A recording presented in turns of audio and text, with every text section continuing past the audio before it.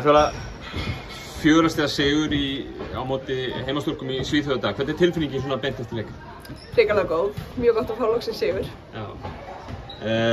Þetta var svona þessi leikur, þið voru með svona nokkuð góð tök á honum í fyrri hálfleiknum, en þær koma að eiga þarna áhlaup og herða hann sig á okkur svona varnarlega. Kom eitthvað fát á okkur seinni hálfleiknum? Já, við vorum mjög tilbúnar í fyrri hálfleik og svo í byrjun seinni hálfleiks við ætlum að mæta alveg eins inn í hann, en þær komið mjög aggressífa pressu sem kom okkur smá óvart. En svo myndi ég segja að við höfum sýnt góðan karakter í að koma aftur tilbaka. Já. Síðustu 2 leikir hjá okkur, móti Ísland og Danmörku, ég meina þau voruð í fullum tími við bæði lið í raun og verunni. Var það eitthvað svona sem að, tóku einhverja reynslu út af því inn í þetta, heldur það hjálpaði ykkur að ná að klára þennan? Já, algjörlega, við erum bara að slípa saman sem lið með hverjum leiknum og ég veit ekki hvað ég ætla að taka fram eitthvað. Nei.